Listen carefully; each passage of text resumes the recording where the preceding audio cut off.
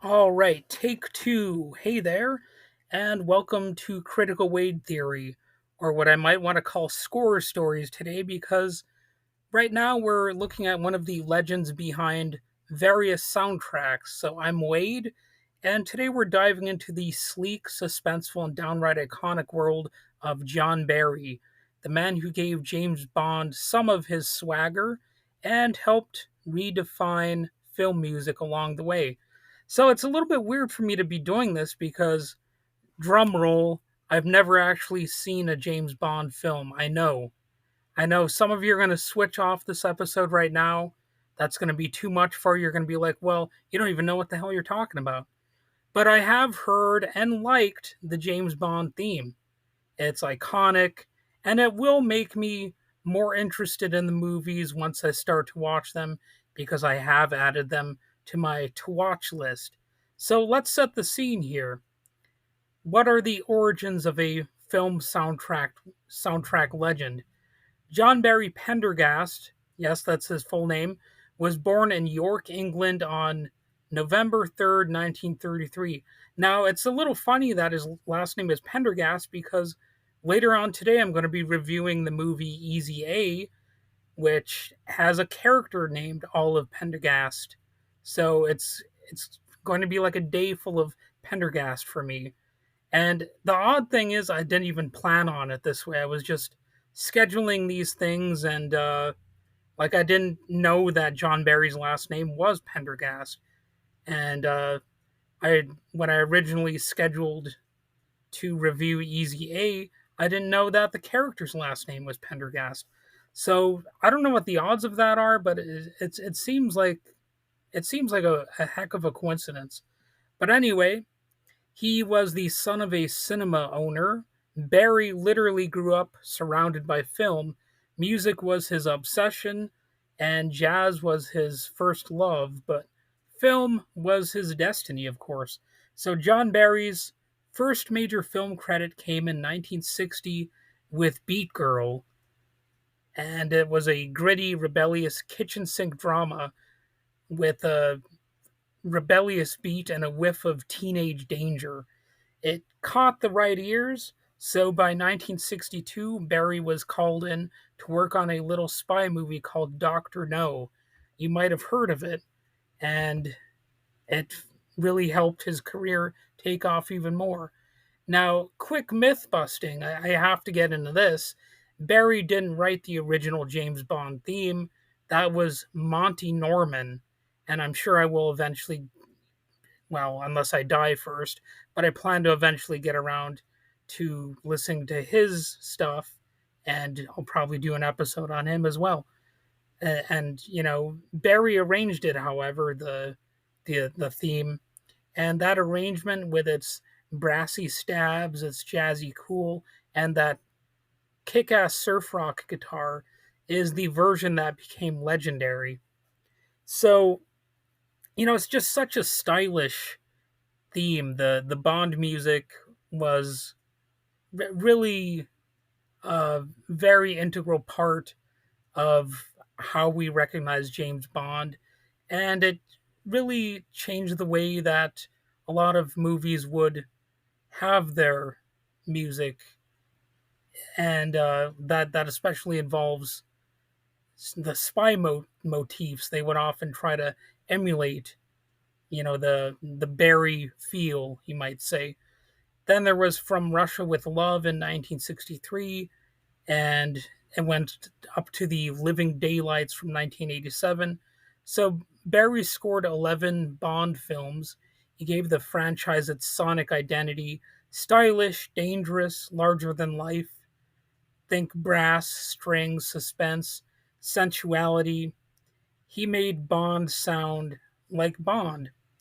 And what did he do beyond 007, though, you might wonder? He was no one franchise wonder.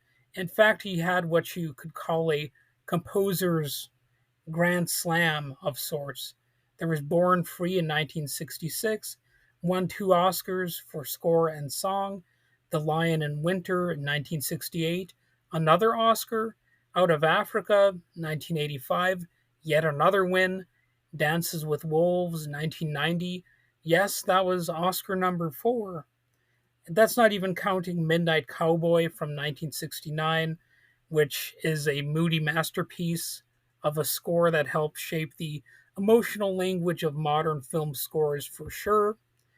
And Barry's sound was unmistakable, at least in a lot of cases. I can't claim I've heard everything that he's done, but I listened to some of it to prepare for this episode. He had lush strings, strong melodic lines, and a cinematic sense of space. Romantic but restrained, emotional, I said emotionable, emotional but never melodramatic. Well, I don't know. Maybe it was melodramatic on a few cases, but I'll let you be the judge of that. But the Out of Africa and Born Free scores, I guess, had sweeping strings. So maybe you might say that's melodramatic. I don't know. It all depends on how you hear things with your own ears. And he wasn't chasing trends; he was setting them. And you know the shadow of Bond, it stretches out pretty long, though it's definitely one of the main things that he'll forever be known for. And it's a question of what made John Barry's music different. He fused classical orchestration with jazz and sometimes even electronic elements. He scored action like a thriller but laced it with romance. His Bond scores weren't just exciting, they were seductive. They had danger and charm. And film composers from David Arnold to Hans Zimmer cite Barry as a major influence. Without Barry, there's really no Bond sound, and honestly, maybe no modern action score as we know it. The if you really think about the James Bond theme, it had to have been impactful because it's part of what made film scores cool. The that sort of spy movie feel or whatever. It's hard to imagine that movies were not impacted by that. I'm sure a lot of movies were like, we need to have something that's a little bit more dangerous sounding, and that has all those kind of seductive elements as well. And his career spanned decades, but his style really remained his own, complex but accessible, elegant but also a little bit edgy. And while Bond gave him his biggest stage, Barry's versatility gave him staying power. So he did win those Oscars. That's nothing to sneeze at. And John Barry passed away in 2011 in New York City, but his music hasn't aged a day. So I hate to say the James Bond theme for like the millionth time here, but that theme still sounds fresh to me. It doesn't matter that it came out in the 60s. It still sounds so cool. It's a little bit like Miserlou, the version by Dick Dale. That still sounds so fresh to me. That's why it was so smart for Tarantino to use that in Pulp Fiction because it just sounded so cool. And even though Jungle Boogie is a cool song too, I kind of think Tarantino could have just stuck with the Dick Dale tune in that because that kind of has this sort of James Bond style to it as well. That's really a cool thing in music. Like you get surf kind of music vibes with the James Bond theme, and that was such a cool thing in the 1960s.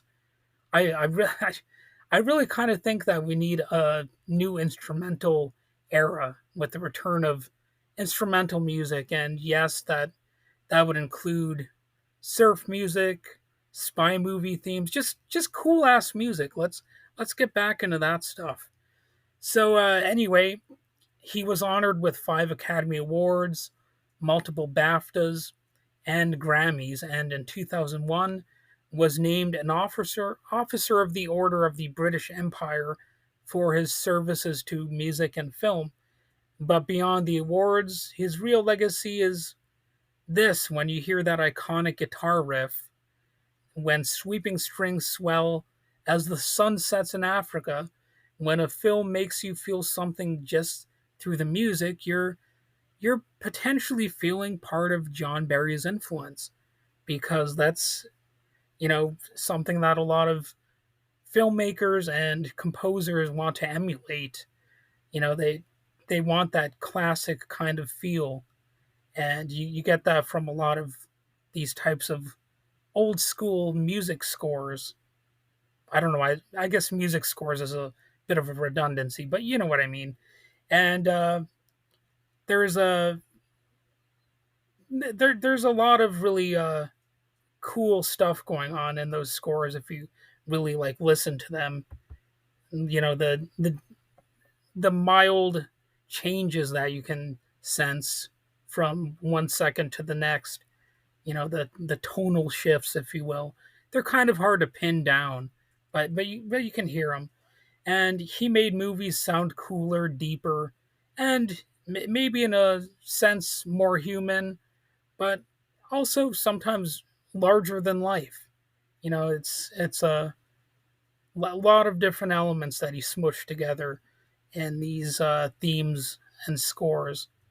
Anyway, thanks for listening to this episode. If you liked it, even though I kind of jumbled up my words a little bit here and there, well, share it with a fellow film fan and hit the follow or subscribe or like button. Well, you know what to do. And I'm sure I'll do more of these looks into music and film, and look at more music in general and movies and various social topics and so on and so forth. It's a very broad podcast that I do that talks about all kinds of stuff. So, anyway, that's about it. Have a good day.